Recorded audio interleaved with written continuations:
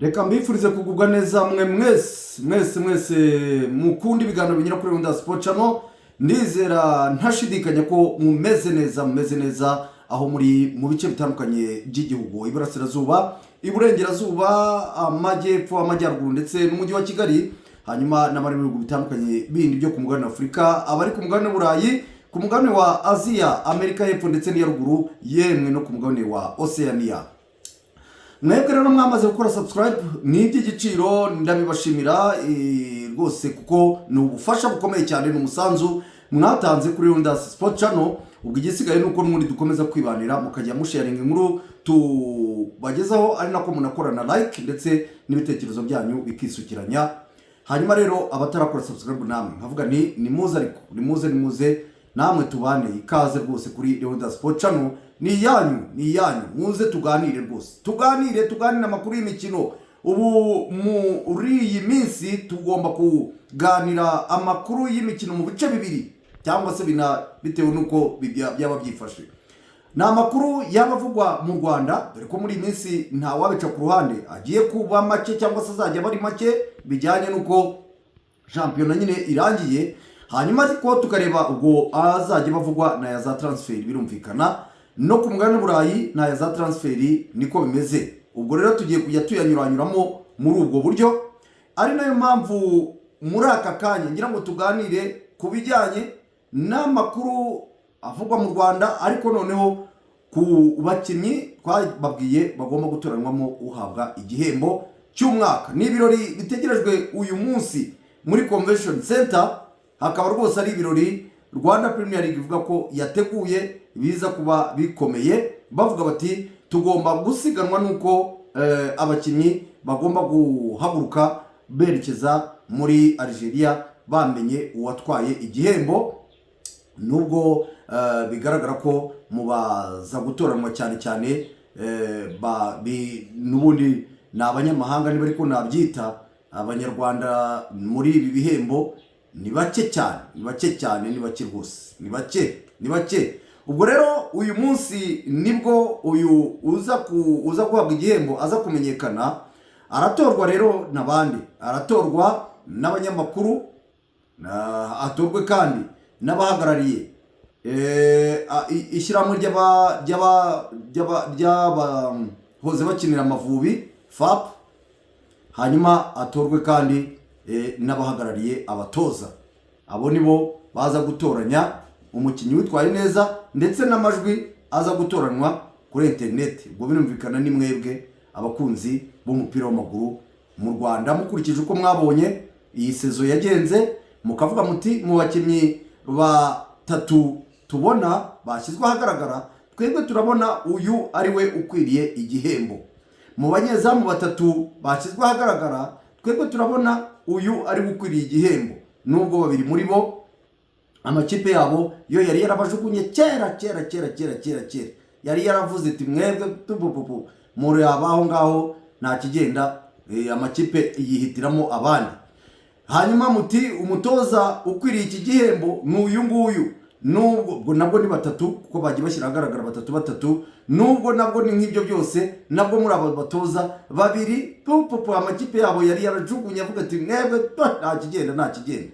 Ubwo ni ukuvuga ngo ni ibihembo mu by'ukuri, uretse no kuri iki gihembo cy'umukinnyi witwaye neza, aho abakinnyi batatu bagihataniye ubona ko nibuze bose bari bakiri in action, cyangwa se bari bagikora, niba ariko nabivuga, bose bakoraga. Ariko ku bindi ibihembo by'abatoza babiri bari barirukanwe, iby'abakinnyi babiri amakipe yabo yari yarabaretse, yarabajugunye hirya avuga ati mwebwe nta kigenda. Ubwo aho ngaho wenda niho umuntu yavuga ngo amatora, sinzi ubwoko bwo mwebwe namwe muri bikurikirane, cyangwa se nawe ibaze tugiye kubona tukabona umutoza wawe igihembo ni uwirukanwe, umunyezamu wawe igihembo ni wa wundi ikipe yahiritse hirya ikavuga iti genda. Byaba nyine niyo mpamvu iyi sezo yabaye idasanzwe. Ariko ibidasanzwe mu buryo abantu bavuga bati ni mu buryo bubi, ntabwo ari mu buryo bwiza. Wenda muvuye ngo yabaye excellent season, yabaye sezo iri excellent, abantu bashimye. Ni sezo mu by'ukuri irangiye abantu bagaya imigendekere yayo haba mu kibuga ndetse n'inyuma yacyo bijyanye n'ibyagiye bibamo muri shampiyona nagiye gusubiramo mwese muzi kuva yatangira kugeza irangiye. ntabwo wavuga ngo ibi bintu byabaye byiza ku buryo wavuga ngo urabyishimiye. ubwo rero n'ikimenyimenyi nyine bigaragarira muri abo bakinnyi bashyirwa ahagaragara, ukabona abenshi cyangwa se n'abo batoza amakipe yabo yari yarabaretse. reka rero mpere ku gihembo nyine kigomba guhabwa umukinnyi witwaye neza. ni abakinnyi batatu bashyizwe ahagaragara, babiri bari mu ikipe ya APR Football Club yatwaye n'igikombe, hanyuma undi akaba ava mu ikipe ya Bugesera, akaba ari nawe top scorer yaratsinze ibitego byinshi. uwa mbere navuga rwose we ubwo nuko ari we mpereyeho, yitwa Djibril Cheikh Ouattara. uyu nguyu akaba ari umunya Burkina Faso, akaba yaraje muri phase retour atsinda ibitego ndumva ari 11 nibyo yatsinze, akaba ndetse yarafashije n'ikipe ya APR Football Club gutwara igikombe cya shampiyona n'icy'amahoro, nubwo n'icy'amahoro hari cyo batakibara muri Rwanda Premier League kuko cyo ni cya Ferwafa. ubwo rero uyu ni umwe mu bahabwa amahirwe yo gutwara iki gihembo. hakaza uwo bakinana w'umudefanseri Nigena Clement, yatangiranye sezo n'ikipe ya APR ari muri defense kugeza irangiye, ndetse yewe akajya asimburanwaho. ubwa mbere yatangiye ari kumwe na Yunusu, nyuma baza kumwomekaho Suwane, hanyuma nanone bamugaruriraho Yunusu, ariko Clement yabaye umukinnyi w'umudefanseri wafashije ikipe ya APR kuva sezitangiye kugeza inarangiye. uwo rero akaba hatanye nande na Djibril Ouattara bo muri APR nyine. hakaza undi rutayizamu wo muri Bugesera, uyu yaje muri phase retour afasha ikipe ya Bugesera ayitsindira ibitego 12 harimo bitatu yatsinze ejo bundi abitsinda Kiyovu, ariko rwose nabwo ni nk'ibyo byose hari ibitego bavuga ko bati nuko umushakira nyine byabaye ngombwa ko bamushakira kugira ngo bibe byinshi abitubure hato Djibril Ouattara ataza kubimusangaho. ubwo nawe ari mu bagira gute mu bahatanira igihembo cy'umukinnyi w'umwaka. wowe rero wagiha nde muri abo batatu? wagiha Nigena Clement, wagiha Djibril Ouattara, wagiha Umar Abba wa Bugesera, wagiha nde? nawe uze kumbwira muri abo batatu ukurikije uko wababonye. ariko Nigena Clement se ko bamuturuniye abakinnyi bose kuva sezitangiye kugeza irangiye, uyu mukinnyi wakinnyi mutera ngewe, ariko ni ngewe uri kubyivugira. Ouattara se nawe ko yafashije ikipe, wabonaga amahirwe yo gutwara ibikombe agerwa ku mashyi, akaza akazamura morali mu ikipe, agatsinda ibitego, ukabona APR yaburaniwe, ukabona arakibonye.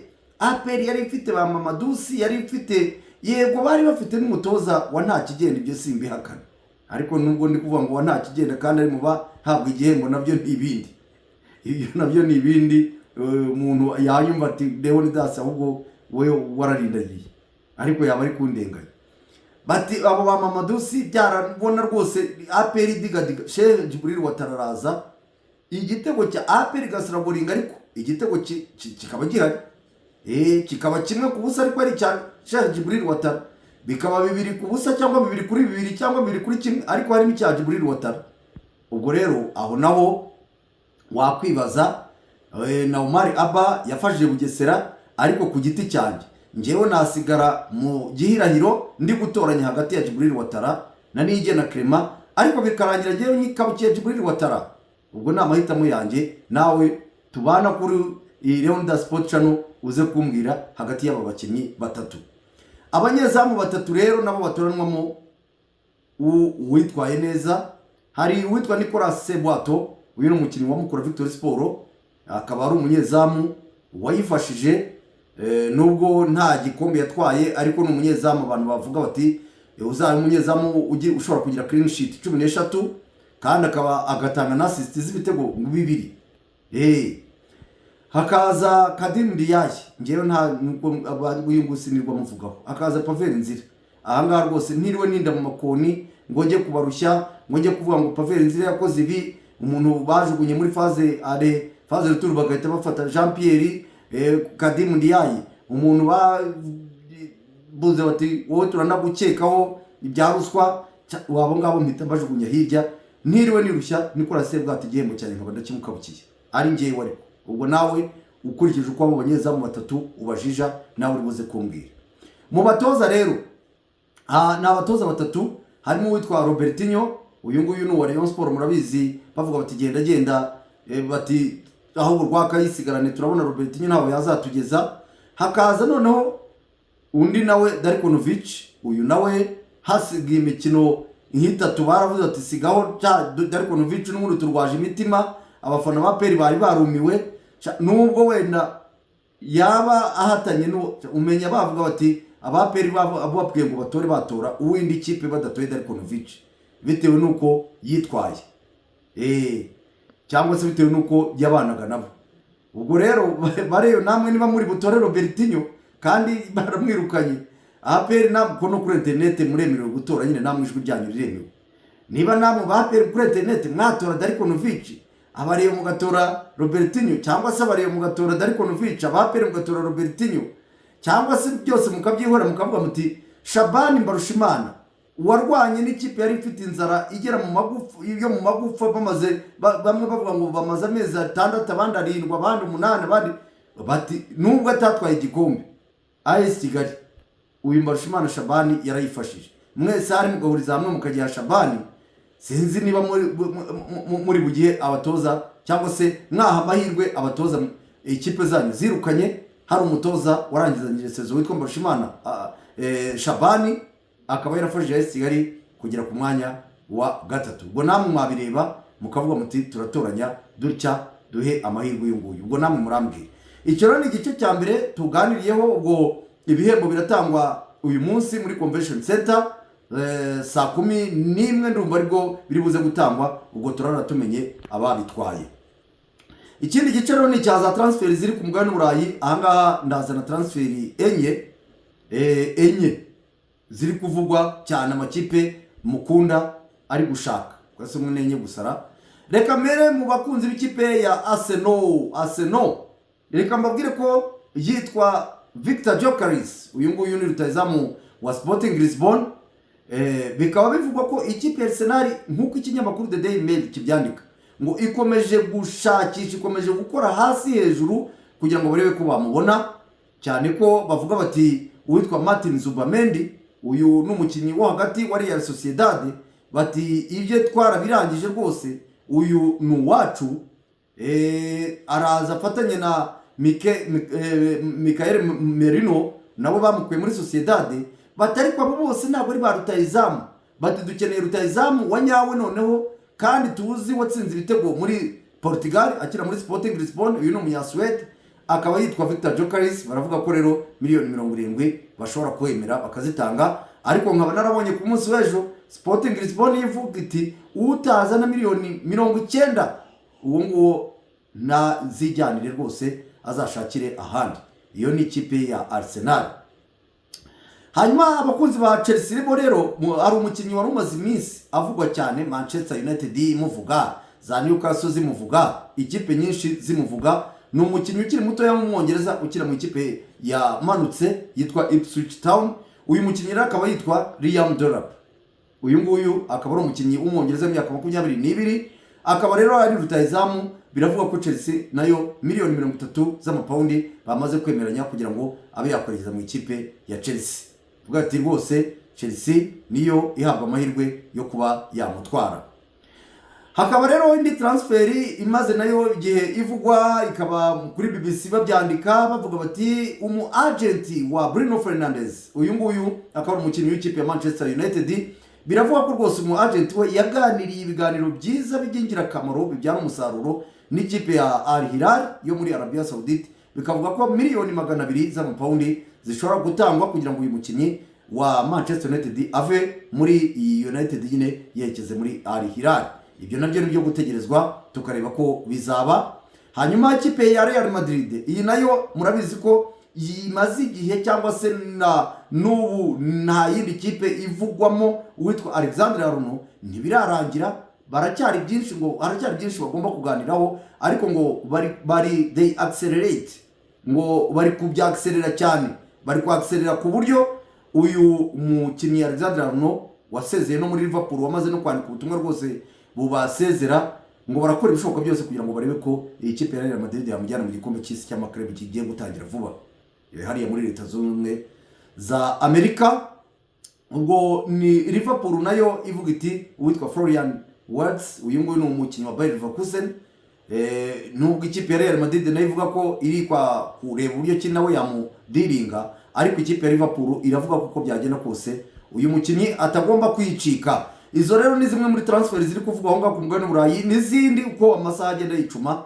Murabizi ko ku mugabane w'Uburayi ho bitandukanye iwacu ho bagenda babikora mu gifefeko, bakabikora rimwe na rimwe batanafite amafaranga ari ukwivugira, cyangwa se umuyobozi w'ikipe akaba yicaye runaka yicaranye n'umunyamakuru cyangwa yicaranye n'umuntu runaka mu gakabari, bari kwinywera mu coffee shop, bari kwinywera ka coffee, bari kugira ibyo baganiraho, bari gushopinga muri supermarket, hanyuma umukire cyangwa se umunyamafaranga cyangwa se umuyobozi w'ikipe akavuga ko hari umukinnyi yifuza kuba yasinyisha, ariko nta mafaranga ari gutanga mu buryo bwihuse, cyangwa se ikipe nta mafaranga inafite, za transfer zikavugwa. Aha ngaha i Burayi bo baba bayafite, bakubita babanguraho rwose. N'izo negociation ziba zihari, aba agent baba banyuranyuranamo baganira n'uyu nguyu, kandi bo ntibabihisha, bitandukanye n'ibya hano mu Rwanda. Niyo mpamvu ku mugabane w'Uburayi ho transfer zaho ntabwo wazibura, ntizibura amakuru azivugwaho. Niyo mpamvu nanjye buri kanya ubu niyagaje muri za transfer ku mugabane w'Uburayi kujya nzibagezaho, ubwo nizo zo mu Rwanda nkeya, uduhuha twazo tutugarukaho kugira ngo nyine mugende murushaho kumenya ibijya mbere. Murakoze cyane rero, mukomeze mumane nanjye kuri Rwanda Sport Channel, naho utaha.